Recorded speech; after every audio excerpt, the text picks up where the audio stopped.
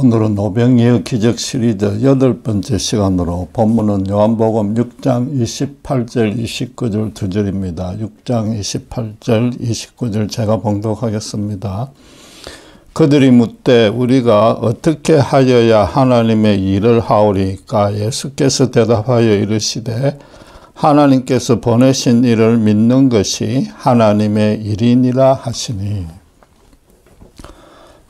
오병이어라는 엄청난 기적을 맛본 유대 백성들이 이튿날 일찍부터 갈릴리 바다 건너까지 예수님을 쫓아왔습니다. 주님을 만나자 랍비 언제 여기 오셨나이까? 라고 물었습니다. 주님을 왕으로 모시려고 열심히 찾았다는 뜻을 넌지시 비추었습니다. 주님은 곧바로 당신을 찾는 까닭이 표적을 보은 때문이 아니라 떡을 먹고 배가 불렀기 때문이라고 분명하게 거절하는 의사를 드러냈습니다. 그렇게 시작된 생명의 떡에 관한 논쟁을 잘 살펴보면 오늘날의 교회와 신자들에게도 주는 정말로 중요한 메시지가 있습니다.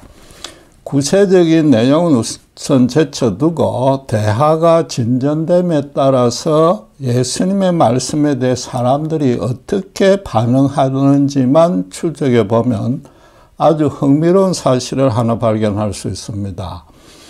전반부 40절까지는 백성들이 4번 25절, 28절, 30절, 34절에 4번 주님께 질문하고 주님이 그에 대해 대답하는 방식으로 순탄하게 진행되었습니다. 그러다가 예수님이 41절에 당신께서 하늘에서 내려온 떡이라고 하자 유대인들이 뒤에서 수근거렸습니다. 그가 요셉의 아들로 그 출생과 성장 과정을 우리가 잘 아는데 왜 하늘에서 내려왔느냐라고 42절에서 말하고 있습니다. 주님이 그에 대해서 부연해서 가르치면서 당신의 살을 먹어야 영생할 수 있다고 말했습니다. 그러자 백성들 사이에서 52절에 사람이 자기 살을 어떻게 남에게 먹일 수 있느냐, 그럴 수 없다고 서로 다투기 시작했습니다. 주님이 다시 풀어서 당신의 살뿐만 아니라 피까지 마셔야만 영생을 얻는다고 가르치니까 60절에 보면은 이제는 제자들마저 그 말씀이 어려워서 이해하기 힘들다고 고백했습니다. 예수님은 마지막으로 63절에 인자가 이전에 있던 곳으로 올라갈 것이며 아버지가 당신께로 오게 해주지 않으면 누구든지 올 수 없다고 선언했습니다. 말하자면 지금 당신께서 가르치고 있는 이 말씀을 믿지 못하는 자는 하나님과 아무 관계가 없다는 뜻입니다. 그러자 그때까지 주님을 따르던 제자들 중에 66절을 보면 많은 사람들이 떠나고 다시는 주님과 함께 다니지 않았다고 말합니다. 유대인들은 자기들이 하나님의 택한 민족이라 하나님과 관계가 아주 돈독하다고 자부하고 있었습니다. 그런데 지금 주님은 하나님이 그들을 사랑하지 않는다는 뜻으로 말한 것이므로 도무지 용납이 안 되고 더 이상 논쟁할 필요가 없었다고 여긴 겁니다. 그래서 주님은 12 제자들에게 당신과 함께 계속 남아 있겠다는 의사를 확인하고서는 70절, 71절에 제자 중 한 명의 배반을 처음으로 예고하는 것으로 이 논쟁을 마칩니다. 그럼 결과적으로 어떻게 됐습니까?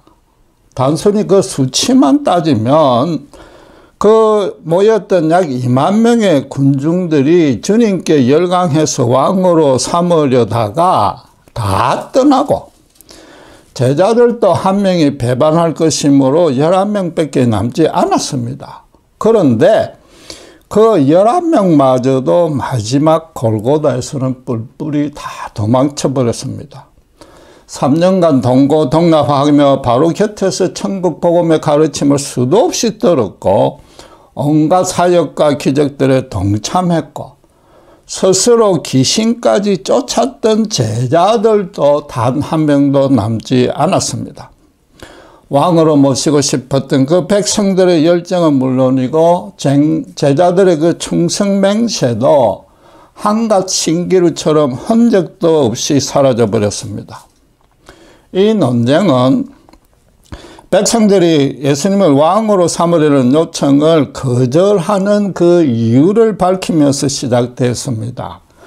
예수님의 가르침에 대한 백성들의 반응이 갈수록 부정적으로 바뀌었습니다.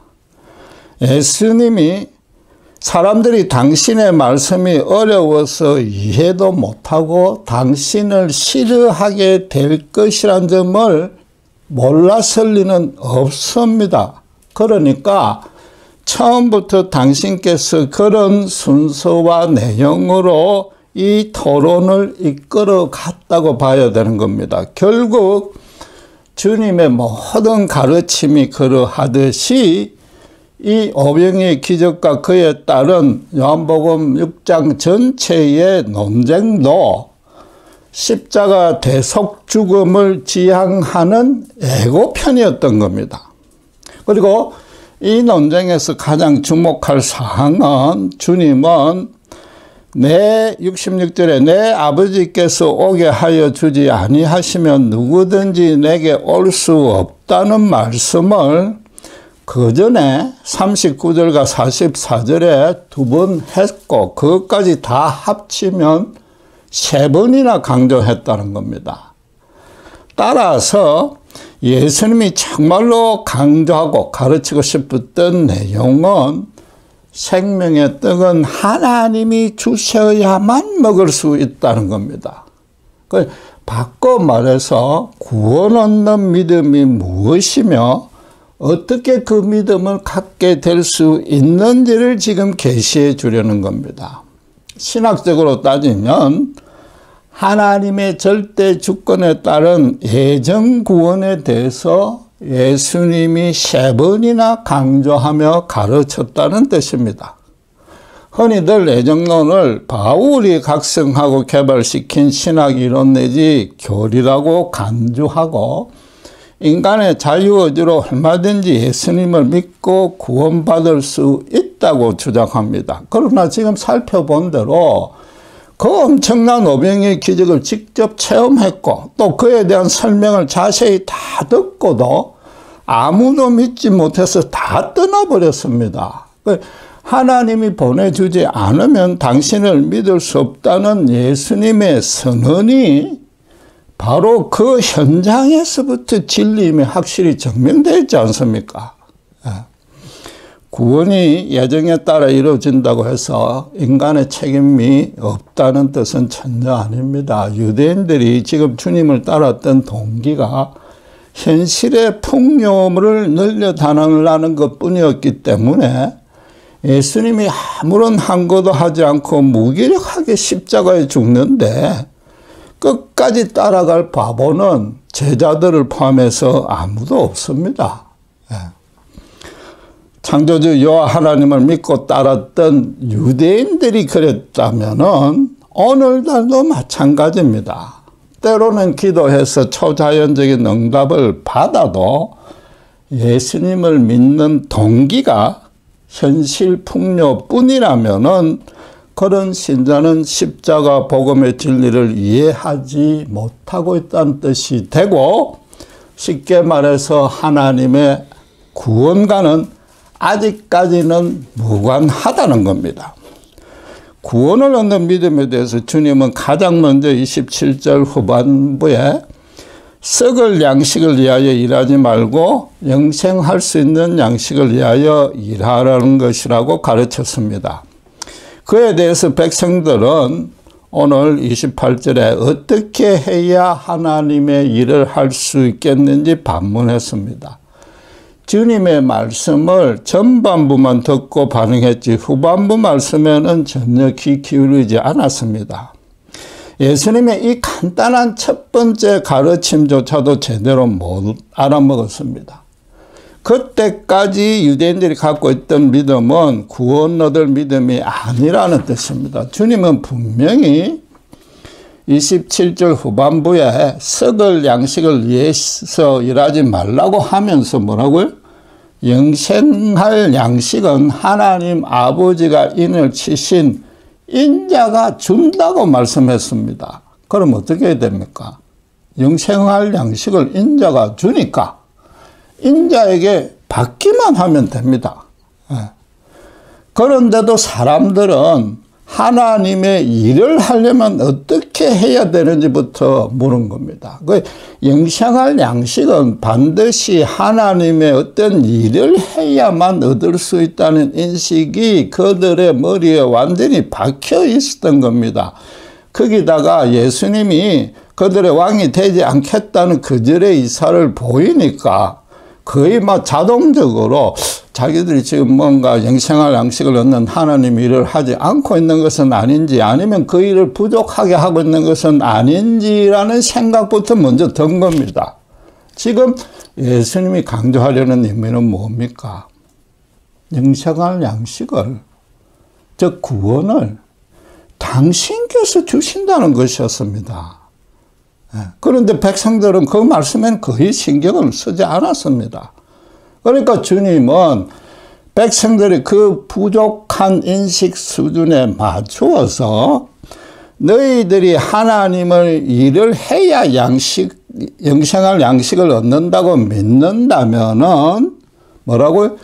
그 일은 바로 29절에 하나님의 보내신 자를 믿는 것이라고. 그게 하나님의 일이라고 다시 풀어서 설명해 준 겁니다.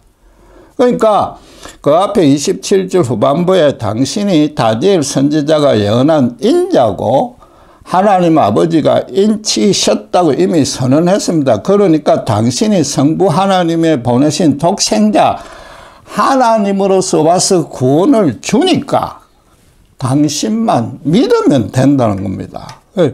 지금 백성들은 예수님이 정확히 누구인지 알지 못했고 그래서 이 말씀도 온전히 깨닫지 못했던 겁니다.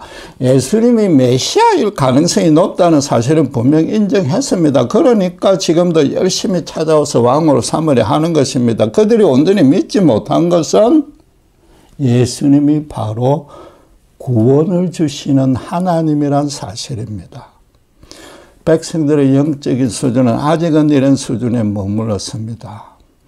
이 논쟁을 다 지켜보았고 주님을 떠나지 않고 끝까지 남았던 제자들조차도 온전히 믿지 못했는데 한두 번 가르침 받고 기적 체험으로 나사렛에서 온 인간 예수를 하나님이라고 인정할 수는 없었을 겁니다. 그러니까 나사렛에서 온 랍비고 그 아버지가 요셉이고 엄마가 마리아인 줄 알고 있다고 반박한 겁니다. 자기들과 똑같은 유대인으로 목수를 하다가 지금은 12명 제자들과 함께 랍비로 활동하고 있다는 걸 다 지켜봤다는 겁니다. 물론 예수님의 가르침이 바리새인과 서기관과는 차원이 다르게 권세가 있고 베푸신 기적들도 범상치 않다는 것은 알았습니다. 그러나 당시 다른 바리새인 랍비들도 어쨌든 여호와 하나님과 모세의 율법을 그런 대로 잘 가르쳤고 심지어 때로는 치유와 축사의 능력도 보였습니다. 그러니까 말하자면 예수님을 최고로 은혜롭고 최고로 능력 있는 랍비에다가 신적인 권능이 조금 더 유별나다고 인정하긴 했지만은 설마 하나님이 직접 이 땅에 왔을까? 거기까지는 생각이 돌아가지 않았던 겁니다. 여러분, 인간 랍비라면은 청중들이 자기를 미워하게 되고 결국 배척해버리는 그런 설교는 결코 하지 않을 겁니다. 거기다 주님은 끝까지 당신과 함께 하겠다고 방금 이야기한 제자들의 대답을 듣고도 이름은 밝히지 않았지만 한 명이 마귀라서 배반할 것이라고 예언했습니다. 그 말을 들은 제자들은 모두가 혹시 자기가 아닌가 곤혹스러웠을 것이며 서성을 도무지 이해할 수도 없었을 겁니다. 이게 무슨 뜻입니까?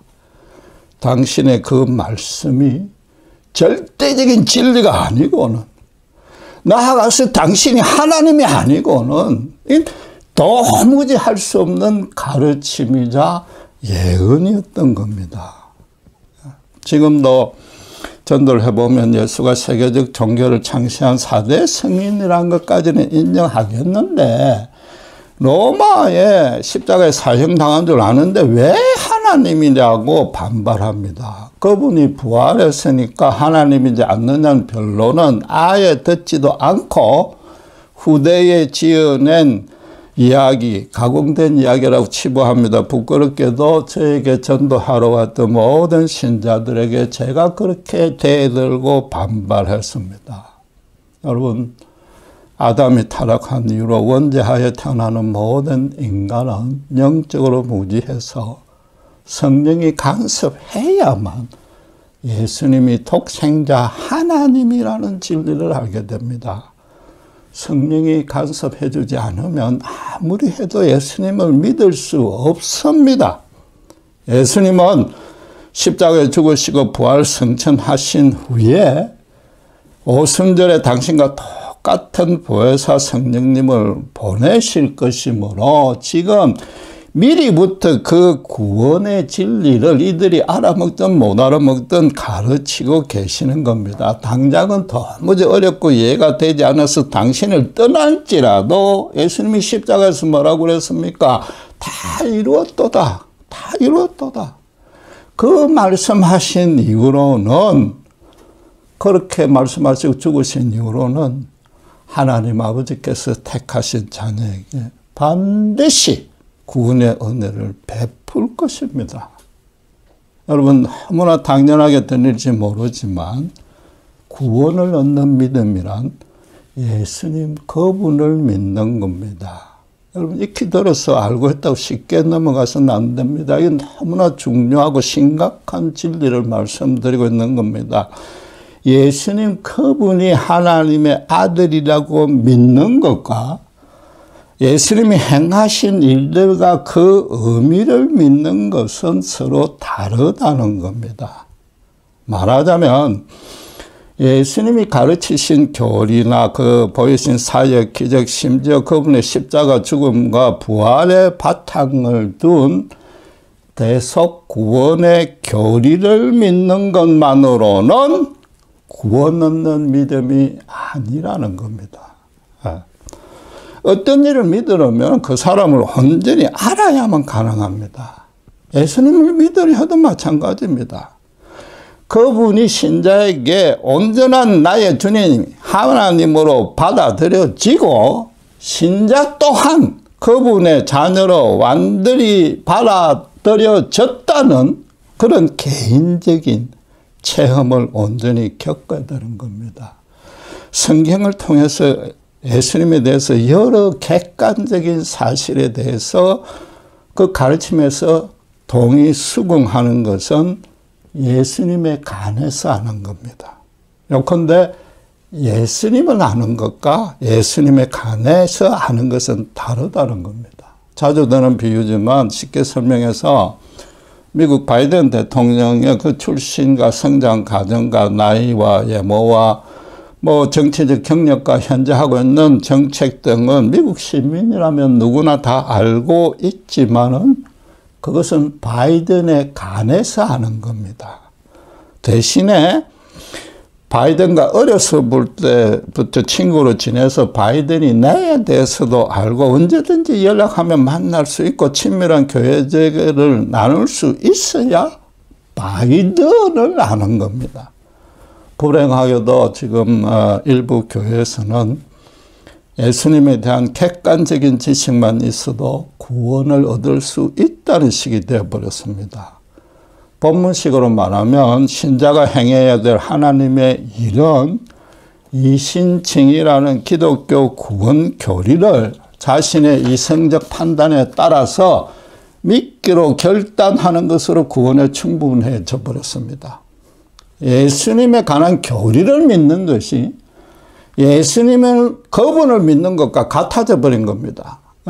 교리를 믿는 것은 구태여 성령이 간섭하여 새 사람으로 건너나지 않아도 충분한 일입니다. 그러니까 하나님의 절대적인 예정 구원은 냉정한 하나님, 잔인한 하나님이라는 결론을 낳게 되니까 아예 부인해버리고 구원된 후에도 즉 혹시 죄를 지으면 구원이 취소될 수 있다고까지 지금 주장하는 겁니다. 여러분, 예정이 바울이 고안한 교리일 뿐이라고 주장하지만 정작 그 바울의 회심 과정을 살펴보면 얼마나 잘못된 주장인지 쉽게 판명됩니다. 알다시피 예수 믿는 신자들을 박해하는데 최선봉에 섰던 행동대장이었습니다. 스데반의 최초의 순교 현장에서도 그 처형을 판결하고 허락했고, 사도행전의 기록을 자세히 살펴보면 실제 핍박이 그에게서 본격적으로 시작했고 그가 전부 주도했다 해도 과언이 아닙니다. 그 유대 지경 안에 있는 예수 믿는 신자들을 박해하는 일은 성에 안 차서 디아스포라, 외국에 있는 신자들까지 체포하려고 대제사장의 허가증을 받아서 가장 먼저 다메섹으로 향했습니다. 그래서 다메섹으로 가는 도중에 하늘로부터 비치는 강력한 빛 가운데서 부활하신 예수님을 일대로 딱 만났습니다. 그자 곧바로 눈이 안 보이고 성령의 강력한 역사가 임해서 그 자리에 꿇어 엎드릴 수밖에 없었습니다. 예수님의 그 신적인 능력과 마주치자 사지가 얼어붙어 꼼짝달싹 못하고 전적으로 무력해졌습니다. 주님의 명령에 따라서 그 주위 사람의 부축을 받고는 겨우 다메섹에 들어갈 수 있었습니다. 3일간 맹인으로 지내야 함으로 세상 모든 것과 차단돼 버렸습니다. 먹고 마시지도 못할 정도로 죽음과 방불한 상태에 빠질 수 버렸고, 그가 할 수 있는 일이라고는 기도뿐이었습니다. 그 기도할 때 자신의 지난 행적도 되돌아보고 구약 성경에 메시아에 대한 예언들도 깊이 묵상하면서 이 예수님에 대해서 새로운 시각으로 분명히 다시 따져보았을 겁니다. 그러다가 기도 중에 아나니아라는 사람이 와서 안수해주면 내 눈이 나을 것이라는 계시를 받았습니다. 그와 동시에 주님은 아나니아에게도 동일한 계시를 환상으로 보여주었고, 아나니아는 바울이 그 이전 행적을 알기에 두려웠지만은 그 두려움을 무릅쓰고 바울을 찾아와서 안수해 주었습니다. 바울은 곧바로 시력을 되찾음으로써 죽음에서 생명으로 옮겨졌습니다. 그리고 아나니아로부터 너가 이방인의 사도가 되리라는 주님이 맡기신 소명을 전해 들었습니다.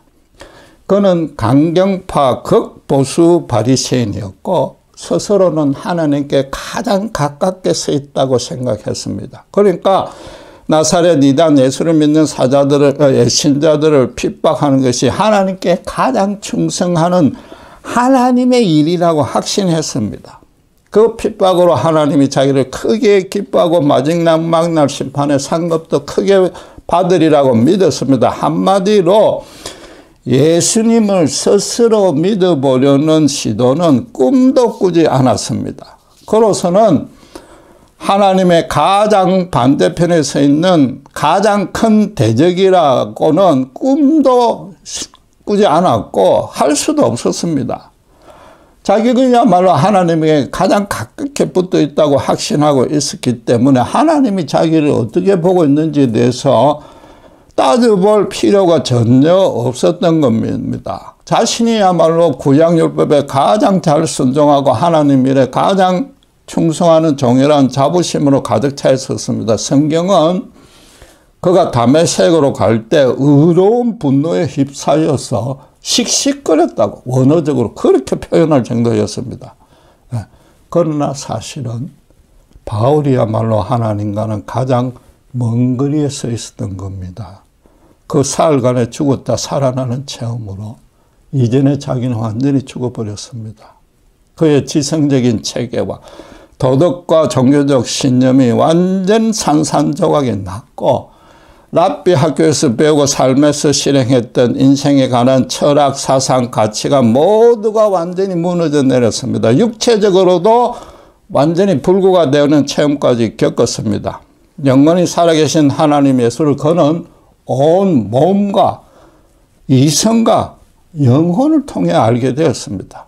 그것도 예수님이 지금 거의 강권적으로 그의 견고한 심령을 무너뜨리고 예수님께서 심어준 믿음이었습니다. 다메섹으로 갈 때는 대제사장의 대리인이었으니까 유대사에서는 그보다 높은 자가 없었는데 부활하신 예수님을 만나자 세상에서 최고로 낮은 자가 되어 땅에 엎드릴 수밖에 없었습니다. 그 이후로 그는 완전히 새 사람이 되었습니다. 내부적으로는 완전히 새로운 사고체계 가치관으로 바뀌어져 버렸고 외부적으로도 그 가치관으로 보는 완전히 새로운 시대가 그에게 열린 겁니다. 그렇게 새롭게 바뀐 믿음이 나머지 그의 평생을 완전히 주도했고 예수님 외에는 다른 어떤 것으로도 그의 삶이 영향받지 않았습니다.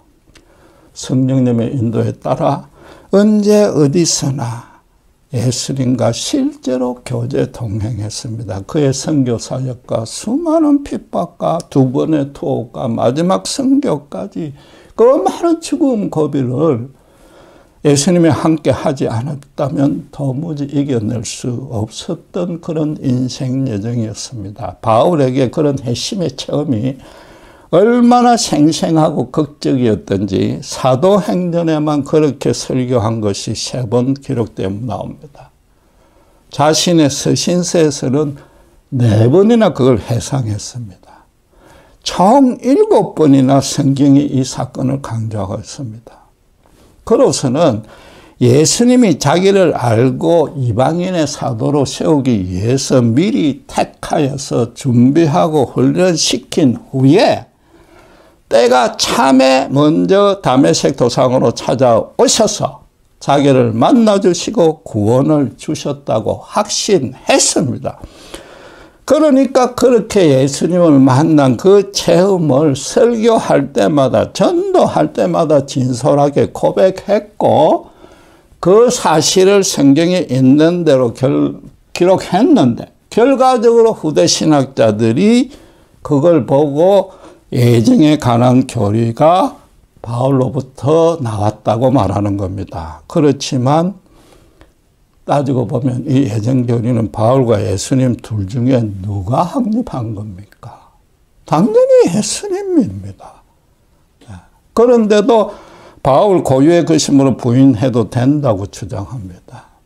이것 또한 영적으로 무지해서 주님 말씀을 온전히 이해하지 못하는 대표적인 예가 해당되는 겁니다. 예정을 부인하는 것은 본문의 예수님의 가르침을 넘어서 십자가의 예수님마저 부인하는 셈입니다. 알지 못하는 사람을 믿을 수는 없습니다. 온전히 알아야만 온전히 믿을 수 있습니다. 그리고 누구를 알게 되면 반드시 긍정적이든 부정적이든 반응을 하게 됩니다. 예수님을 알게 되면 정말로 알게 되면 적극적으로 그분을 찬동 경배하는 자와 끝까지 완악하게 거부하는 자 둘로만 나뉩니다. 이게 단순히 좋아하거나 싫어하는 차원을 넘어서 자신의 생명과 죽음 중에 하나를 완전히 바치는 그런 반응으로 나눠지는 겁니다.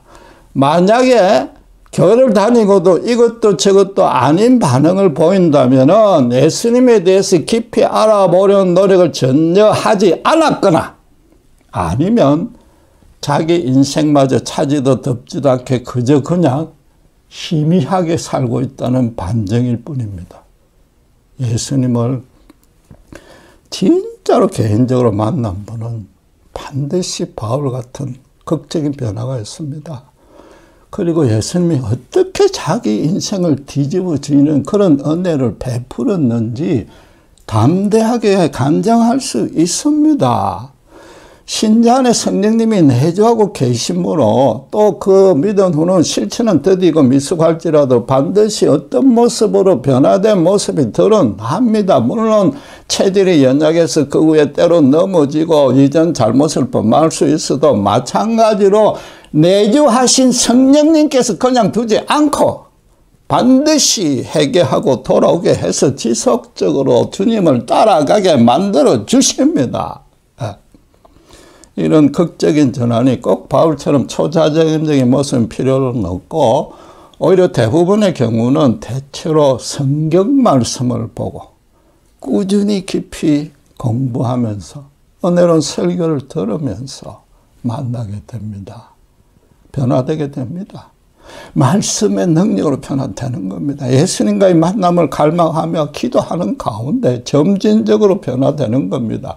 그 사람 한 사람 한 사람만의 고유한 방식으로 주님은 당신이 택한 자에게 십자가 구원 진리를 확실히 깨닫게 해주고 그 은혜 앞에 완전히 무릎 꿇게 하고 나머지 인생을 바치도록 그분이 인도하십니다. 모든 사람과는 다른 그 사람만의 고유의 때와 방식으로 예수님이 먼저 찾아와 만나주면서 이전과는 전혀 다른 인생으로 바꿔주는 겁니다. 목회자나 성도들이 예수님을 정말로 만났다면 반드시 거룩하게 살려고 노력하면서 주님이 맡기신 사명도 실천하려고 합니다. 세상에서 소금과 빛의 역할을 어떤 방식으로든 감당합니다. 그렇다면은 가끔 교회나 신자들이 세상으로부터 칭찬보다 비난을 더 많이 받고 이유는 딱 하나뿐인 겁니다. 아주 간단한 겁니다. 교회가 그렇게 거듭난 사람들로만 구성되지 않았기 때문입니다. 본문처럼 교회 안에도 예수님에 대해서 수근거리는 사람, 십자가 대속 진리가 어렵다고 여기는 사람, 주님은 사물과 피를 먹고 마신다면 믿지 않겠다고 떠나버리는 사람, 예수 믿는 신앙을 복음이 아니라 윤리 도덕으로 간주하는 사람, 그런 등등이 많기 때문입니다. 그렇다면 교회는 어떻게든 한 사람 한 사람이라도 바울처럼 예수님을 만나도록 이끌어야 됩니다. 부활하신 예수님의 영광의 빛을 성령의 역사 가운데 그 심령에 말씀을 통해서 비치게 해줘야 됩니다. 그러려면은 십자가 복음을 정말로 순전하게 온전하게 있는 그대로 선포하고 가르쳐야만 되는 겁니다. 유랑스럽게도 지금 많은 교회들이 양적 성장만 목표로 하고 오늘 본문의 유대인들처럼 하나님의 일을 해서 구원을 얻으려고 시도합니다. 종교적 행사와 봉사의 성도들을 동원합니다. 아무리 그 의도가 선하고 그 내용이 의로워도 예수님의 십자가 사랑이 증거되고 실천되어서 각 개인에게 그 은혜가 체험되지 않으면 오히려 또 다른 종교적 율법적 명예가 될 뿐입니다. 교회가 해야 될 하나님의 일은 양적 성장이 아니라 단 한 명이라도 예수로 인해서 그 인생을 뒤집히게 만드는 겁니다. 그러려면은 목사부터 작은 예수가 되어 있어야 됩니다. 성도들 모두가 예수님을 닮아가며 선도적으로 실제적인 본이 되어줘야 됩니다. 그래서 교회 구성원 모두가 인생의 극적인 전환을 경험하게 되고 그에 대해서 당당하게 증언할 수 있게 해야 되는 겁니다. 물론 예수님에 관해서 배워야 되고 또 그렇게 배워서 하는 건 당연히 중요하지만 실제로 예수님을 만나서 함께 알아가지 않으면 함께 걸어가지 않으면 그 배운 모든 것들은 종교 지식으로 남습니다. 그러니까 교회 안에 목소리만 큰 도덕가, 사회운동가, 교회 운영 전문가, 종교인, 심지어 신학자들만 자꾸 교인들 사이에 생기는 겁니다. 교회는 실제로 예수님을 살면서 따라가는 제자들의 모임이 되어야 되는 겁니다. 예수님에 대한 교리만 믿는 자들은 신앙생활도 기독교 교리와 의식을 준행하는 것으로만 채우려 듭니다. 혹시라도 교리적으로 잘못 행하고 있는 게 없는지 그저 염려합니다.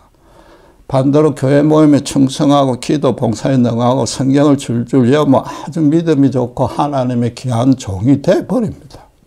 그러나 그런 분들이 교회 장로 권사를 맡고 있으면서 죄송하지만 거룩하고 신령한 주일 예배를 드려놓고는 주차장에서부터 부부싸움하기 바쁩니다. 그건 정말로 예수님 그분과 교제 동행하는 모습이 아닌 겁니다. 예수님을 믿는 믿음이 여러분 얼마나 귀한 건지 모릅니다. 그분의 은혜 안에 들어와 있다고 확신하는 신자는 무려 감히 우주 만물의 주권자이신 성부 하나님이 그를 미리 아시고 사랑으로 택해서 그 구원을 직접 계획하고 주도해서 그 자리까지 이끈 겁니다. 스스로 자신을 받아 너무 미약하고 어리석고 천하재수였고 당신과 원수의 자리에 있는데도 그랬고 또 영적으로도 본문처럼 처음에는 십자가 복음에 대해서 제대로 이해하지 못했는데도 그렇게 해줬습니다. 요컨대 믿음 자체부터 하나님이 귀한 선물로 우리 심령에 심어주신 겁니다. 성령님이 십자가 복음에 대해서 정확하게 깨닫게 해주신 후에 평생도록 내주해 주셔서 그 믿음까지 지켜주십니다. 세상과 사람과 죄악 앞에 당당하게 맞서지 못할 이유가 전혀 없습니다. 이것이 정말 큰 은혜이자 권능이라고 실감했다면은 지금같이 게으른 모습으로 신앙생활을 계속할 수는 없는 겁니다. 여러분 이 시간 곰곰이 자신의 믿음이 구원을 얻은 믿음인지 한번 따져보십시오. 예수님의 간에서 믿었으면 더 나아질 수는 있어도 새 사람이 되는 게 아닙니다. 예수님을 믿으면, 예수님 그분을 믿으면 더 나아지는 것이 아니라 전혀 다른 사람이 되는 겁니다. 더 쉽게 판단하는 기준이 하나 있습니다. 다른 사람이 나를 볼 때 이전과 분명히 사람 자체가 달라졌기 때문에 예수님이 살아계시다는 사실이 믿어진다는 말을 듣고 있습니까? 아니면 교회 열심히 다니더니 예수제의가 다 됐고 장로 집사 냄새가 좀 난다는 그 칭찬으로 만족하고 그칩니까? 기도하겠습니다. 유대인들은 어떤 일을 해야 영생을 얻는 줄 알지만 예수님은 하나님의 보내신 자, 인자이신 당신을 믿는 것이 바로 하나님의 일이요 구원을 얻는 길이라고 선언하셨습니다. 오늘날도 지식적으로 머리로는 예수님을 많이 알고 있으나 가슴으로 특별히 손과 발로 예수님을 삶에 실천하는 신자들이 참으로 드물고 있음을 봅니다.